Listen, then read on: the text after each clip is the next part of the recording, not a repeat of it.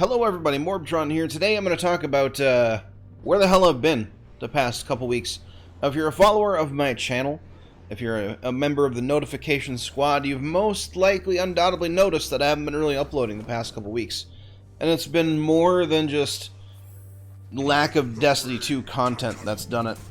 Hold on, let me turn down the game sound a little bit. There we go. That's going to be better. Let's just go ahead and start this thing. Figured a menagerie would be a good way to do this. It's been more than Destiny burnout. It's been more of lack of Destiny content. You know, because I've been playing Borderlands 3 on stream. And I have been streaming more often than not on my stream days, which are Monday, Tuesday, Friday, Saturday. But even the last couple stream days I've had to take off because I've been sick. I'm doing much better now, but oh boy was it rough. It was a very, very bad virus of some kind. It felt like flu, but then it went away within like 2.5, 3 days, so I don't know. But a lot of it had to do with stress, and I would say some of it came from, you know, lack of ideas for videos, that sort of thing. I mean, making videos is fun, but when I put stress on myself to say, you know, I am going to be making, you know, 5 videos a week, or daily uploads, so 7 videos a week on YouTube, and then not having new content to make videos about, is kind of stressful. And very minor stress compared to the other stress that I had going on, which is a lot of adult stuff, and it's a lot of adult, like, stuff about vehicles and cars.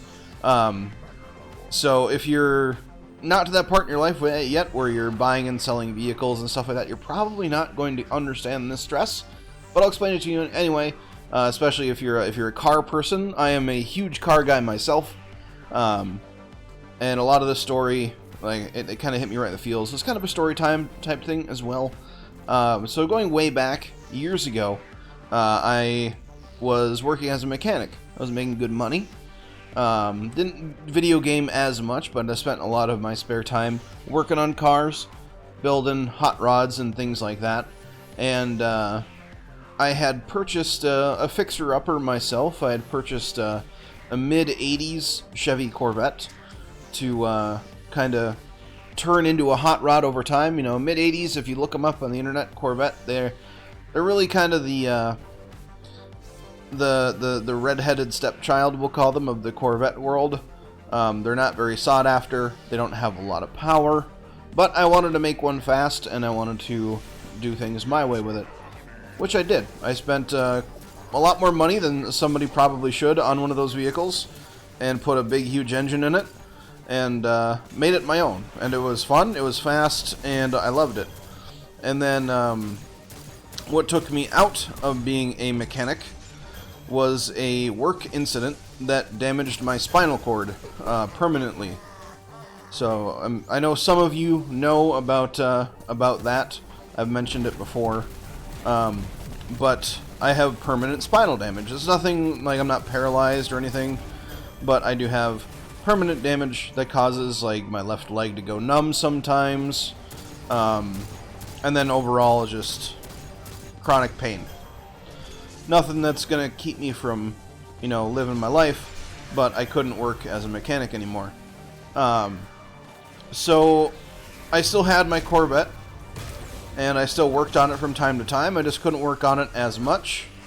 And I had to be very careful and very methodical and slow while I was doing it as well. But I still enjoyed it, so I still did it. And I loved the car. I worked on it all the time. Brought it to car shows, things of that nature. But over the past few years, my back has gotten worse. Just with age and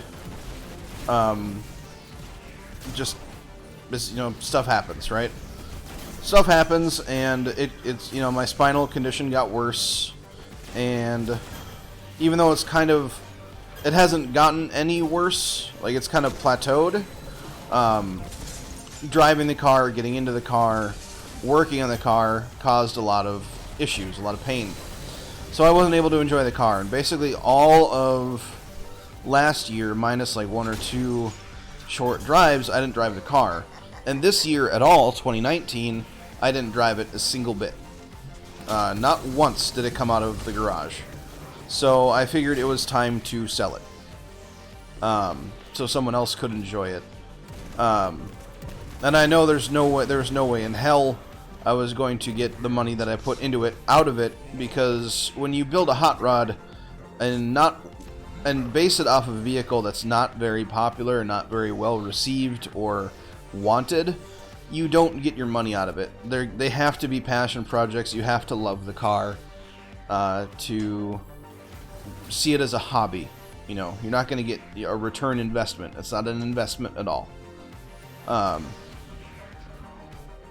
So I knew that I was going to lose a lot of money selling the car, which in and of itself isn't stressful. It didn't cause me any stress. It was more just like stressful that I was basically forcing myself to sell the car. And then a few years ago, 3 years ago actually, almost to the day, I was working at a dealership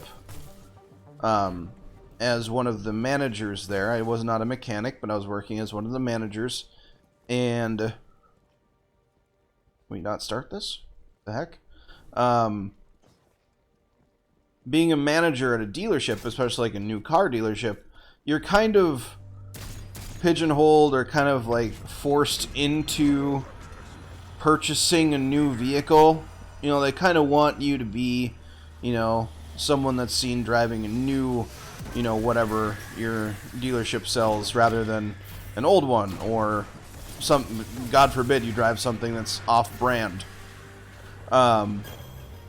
So rather than buying a vehicle and wasting a bunch of money, I decided to waste money a different way, and I ended up leasing a vehicle. Which, leasing a vehicle basically means you're just like renting a vehicle long term.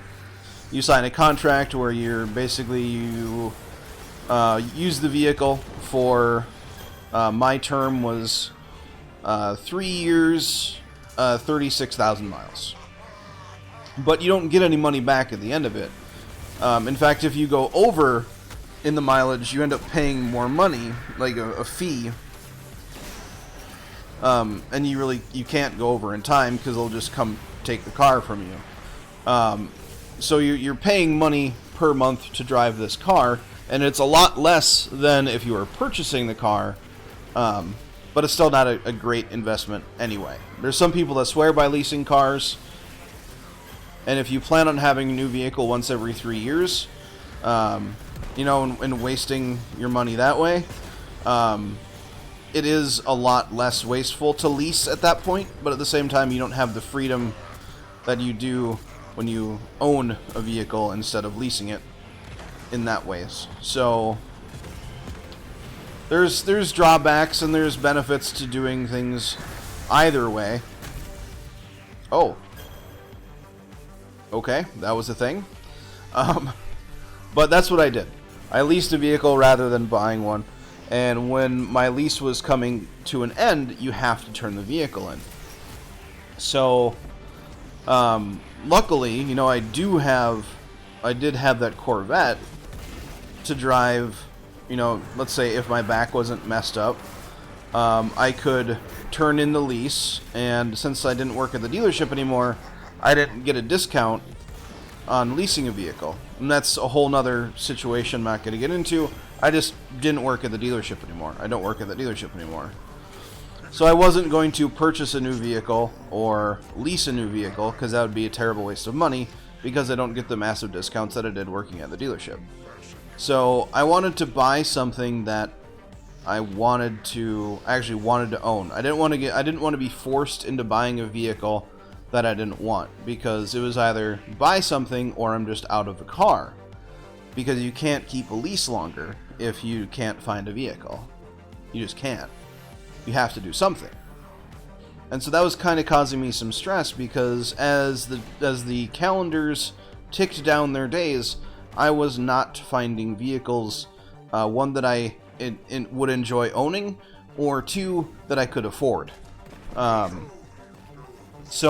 And this kind of all happened at the same time where I decided to part ways with my beloved Corvette hot rod race car, whatever you want to call it.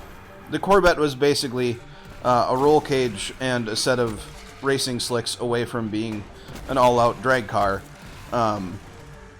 as I had invested that much time and built it that way. And I won't get into the specifics about what I had changed and modified on the vehicle, because it was literally everything. Literally everything had been changed and or modified in some way to get it to where it was. So I had the stress had been piling up, and I have until the end of September to find a new vehicle and turn in my leased vehicle. So that stress was getting to me. And because I was getting rid of the Corvette as well at the same time, basically selling one vehicle, turning in one vehicle as a lease, and then buying another one, even just doing one of those three things can be stressful. Because when you go to turn in a lease, it's not just here's the car, okay, bye. They have to do an inspection on the car if there's any damage, beyond a reasonable amount that you can't explain. You have to pay for it, that sort of thing. It's just not fun. It's not a fun time. I don't like dealing with people like that, with salesmen like that and stuff. So, especially because it's a dealer that I don't work for anymore that I had to bring the car back to. Or that I still have to. I haven't brought it back yet. So I finally, after literally months of searching for a vehicle that I would want to purchase, I finally found one that I wanted, that I was interested in. And so I had to then apply for a loan. I had to sell the Corvette for part of a down payment. I didn't need the down payment, but it was going to make the loan a lot cheaper than if I hadn't gotten a down payment. It's just all sorts of, adult stuff. And so it was all these things coming to a head at the same time of, hey, I'm out of ideas for videos to make. So I just kind of cut out making videos, unfortunately. I just had to. I couldn't do it. There was too much stress. It was blocking my creative things, and I put the wrong things in there. I got the wrong hand cannon. I haven't done menagerie runs in so long. I just got 3 hand cannons that I don't want. I think I got 4 hand cannons that I don't want. Oh well. I'm sure one of them might be interesting to play with. I'll take a look at them here in a little bit. But yeah, so that was interesting. And so if you're curious, I was looking, since I was getting rid of my hot rod, my race car, and I was getting rid of my regular vehicle, I kind of wanted something that would do both. I didn't want to have 2 cars anymore, because that would kind of, it gets cumbersome, having to insure 2 vehicles and the upkeep and maintenance on 2 vehicles. It's kind of annoying. I'm just one person. I don't need 2 cars. So I was looking for a vehicle that could do both. One that could be a little bit sporty and be, a little bit, comfortable, reliable, that sort of thing. And brand preferences aside, everyone's always going to have their opinion on what vehicle's better, that sort of thing. I happen to be a Chevy fan. I owned a Corvette. My leased vehicle was an Impala, which I did like. It had a little, some little minor issues, but it was a good vehicle. But I was looking for a Camaro SS, and I ended up finding a 2010 Camaro SS that I really, really liked. That was within my price range, and that was in really great condition. So yesterday, and this is as I'm making this video, so this was, let's see, I'm recording this on the 26th. So I found this vehicle on the 24th. No, the 23rd. I found it online on the 23rd, and started the messaging process with a guy. Went and looked at the car, Really liked it, didn't find anything wrong with it. It was super nice. Did all the negotiating I had to do, got the loan in order, all that stuff. Ended up selling the Corvette the day before, on the 25th. So today's the 26th, I'm recording this. I sold the Corvette on the 25th. I signed all the loan paperwork and took possession of the Camaro on the 26th, just earlier today. So the only thing that I have left to do of those three things that were causing me a lot of stress, you know, selling the Corvette, which is also sad in a way, because that was a big part of my like hobby, and I don't want to say my whole life, because it wasn't, but working on cars and being part of the car community before my spinal injury was a big part of my life, and that car was a massive part of that. So it kind of was a big part of my life. So I had to sell that, find a car, get a loan for a car, buy the car. Stressful. That's done. And then I have to turn in the Impala. Less stressful than the previous two, but still a little bit stressful. There we go. And then on Tuesday, Shadowkeep comes out. So all of the so the stress is rapidly lifting off of my shoulders here as we get closer to Shadowkeep.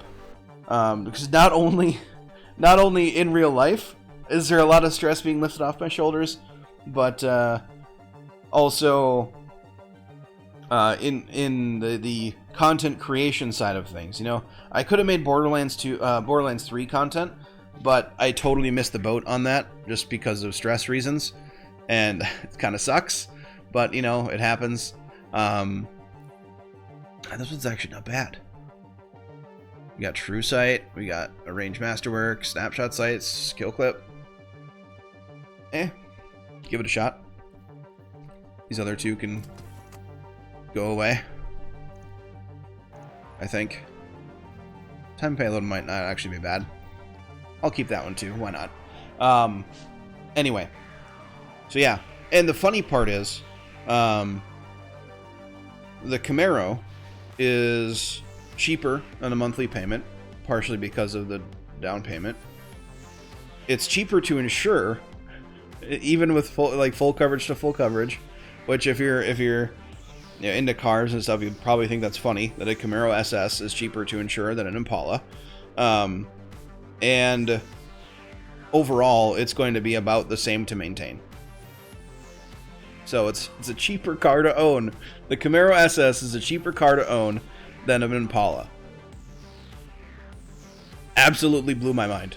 So there's that. But yeah, so stress lifting off my shoulders right as Shadowkeep is around the corner. And when Shadowkeep comes out, I'm going to be back hard at it with the content. I could make videos speculating about what the sandbox is going to be like and what weapons are we going to be using, but I could like make a video just like every other YouTuber out there saying you better have, you know, this exact spare rations going into Shadowkeep. You better have, you know, these archetypes of weapons with this roll on it because they're going to be really, really good. And this is how you farm for them. But the thing is, like, we have all new weapons and exotics and everything. And the sandbox is going to be rebalanced. There's going to be new exotic everythings. Armor, weapons. There's going to be finishing moves. There's going to be so many new things that I don't want to make a video just to make a video like speculating about whatever. So I'll be back for Shadowkeep. The next few days before Shadowkeep comes out, I'll be streaming on my stream days. Like I said, that's Monday, that's Tuesday. Well, obviously Tuesday. Tuesday I'm going to be streaming Shadowkeep from the moment the server's live. So until then, we have tomorrow, or technically today, which is Friday, and Saturday night, and Monday. Those 3 nights, I'm going to be streaming Borderlands 3. And I probably won't release a video again until Shadowkeep comes out, just because, like I said, I've kind of missed the boat with Borderlands 3 content, and there's really nothing else to talk about in Destiny 2 until Shadowkeep launches, unless I want to speculate about stuff, which I don't really care for. So there you go. That's where I've been the past 2 weeks, And I gotta say, the little break from Destiny has gotten me more hyped for Shadowkeep to come out. Even just playing this menagerie, the guns feel good. I gotta say, like, the spare rations, the shotgun, the abilities. Like, Borderlands 3 is fun, but I like the guns in Destiny 2 better. I gotta say. It's refreshing to actually have bullets go where you're pointing the gun. But yeah, there we go. That's it. This is a 20-minute video. I apologize, but it was a story time. So if you watched till the end, thank you. And why don't you go and leave the word Camaro in the comment section, because I'm excited about my new car. And I'll put a right at the end here. Here's a picture of it. Enjoy, because I'm happy. There we go. I'll see you all Shadowkeep launch. Expect a short video saying hi, I'm live. Get your pretty faces over to Twitch and watch me play. And then we'll be back into the regular content once the day 1 hype is done with, because day 1 will be over, because I plan on playing the game until I can't see anymore. There we go. That's it. Have a good day, everybody. Like the video, all that jazz. Subscribe if you're new. I'll catch you all next time. Have a good day. Bye.